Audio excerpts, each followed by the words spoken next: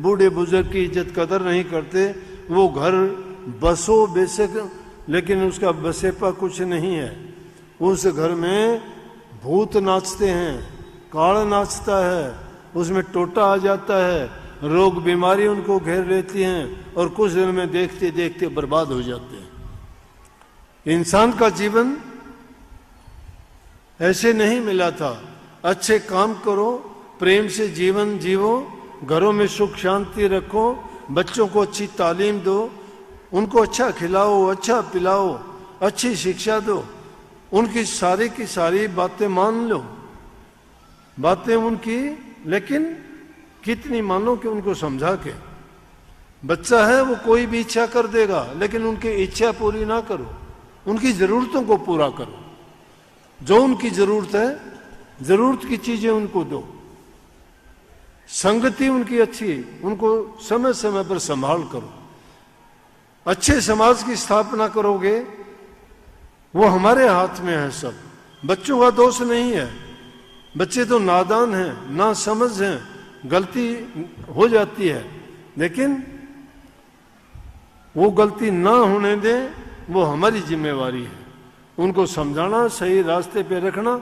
भक्ति के मार्ग की तो बाद में बात करना, पहले समाज सुधार की बात कर लें। पहले अपने शरीर की रोग दुखों से बचाने की बातें कर लें कि इसको स्वस्थ कैसे रखें, घरों में सुख शांति कैसे रखें, अपने जीवन को कैसे जिए।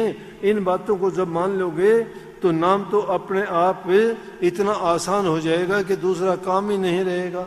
अरे इंसान बुराई छोड़ देगा तो रही अच्छाई जाएगी, अच्छाई सीखने की जरूरत नहीं रहेगी। फिर अच्छाई सीखना नहीं है, बुराई को त्यागना ही अच्छाई है।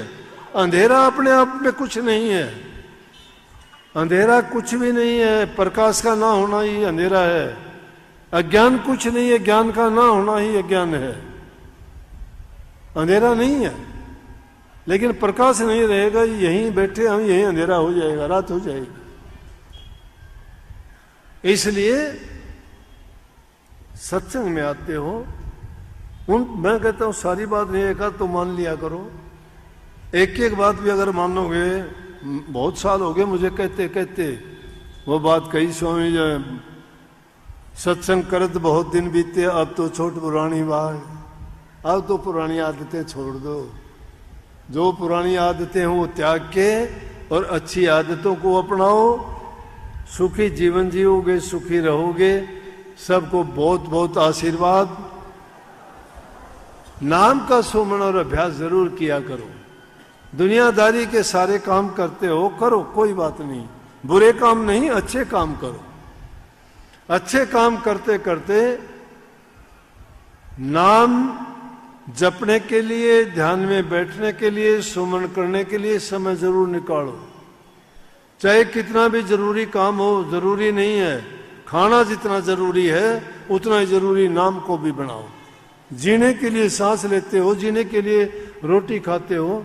जिस दिन भी ये मन कुछ उठपटांग बात करे और ये कमजोरी दिखाए और कहे कि आज नहीं, आज नहीं, बहाने लगाए कि आज ठीक नहीं है, आज नींद आ रही है, आज सुस्ती है, आज थका हुआ नहीं, आज दर्द है, नहीं।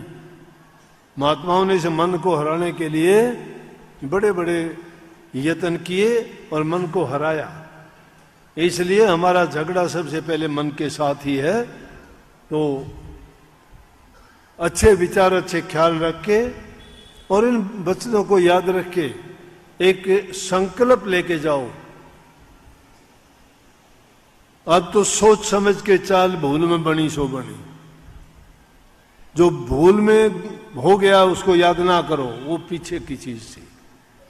अब तो वर्तमान है, वो नहीं आएगा आपके हाथ में, बीत गया वो बीत गया। उससे शिक्षा ले लो, आज को सुधारो। आप जो गया है वो गया,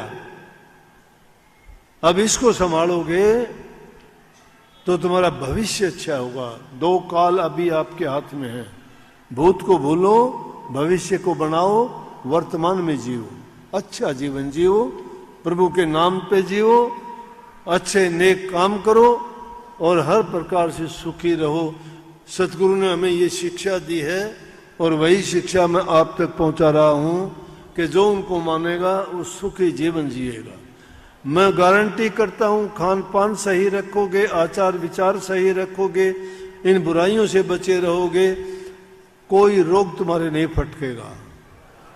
ये तुम्हें दिखा भी दिया था पहले।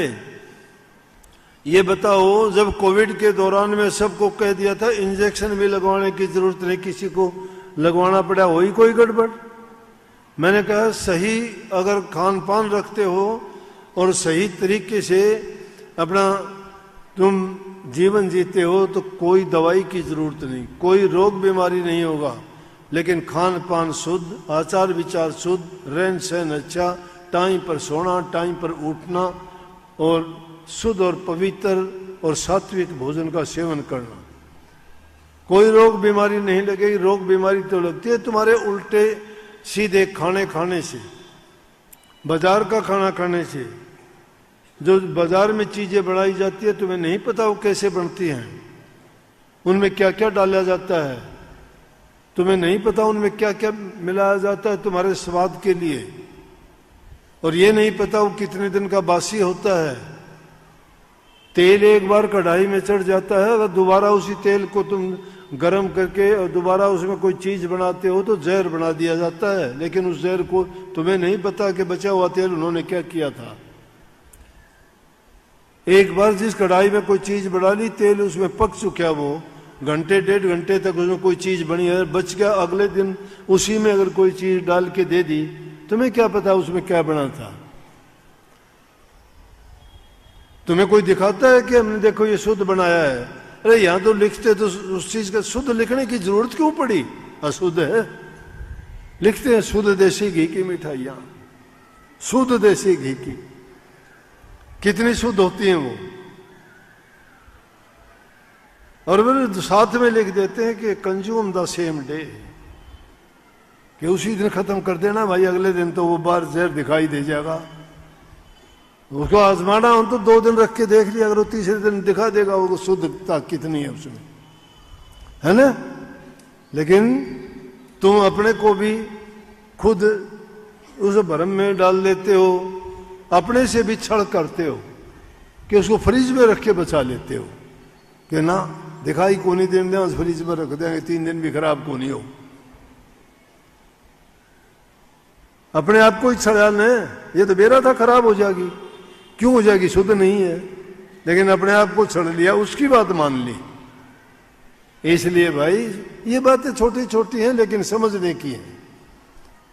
ऐसी चीजें खाओ, क्यों कैंसर हो गया, कैंसर वाली चीज क्या खाते हो आप, बोलो।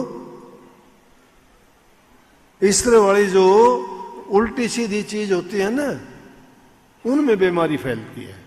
अपने घर का घर में बना लो ना, घर में बनाओ। घर में तो बनाते नहीं, बहाना बनाते हो कि आज तकलीफ होगी, आज तो खाना बाहर ही खा लेंगे, आज तो होटल पे खा लेंगे, होटल में ज्यादा अच्छा मिलेगा। घर में तो अच्छा बना भी ले आदमी, पता भी है शुद्ध है, क्या मिलाया क्या बनाया, नमक मिर्च की जरूरत और डाल दो, लेकिन बाहर का अच्छा लगता है। ये नहीं पता वो नुकसान करता है। नुकसान वाली चीज ना खाया करो खाम खा, और कोई मेरे से नाराज हो जाएगा कि ये बातें क्यों कही।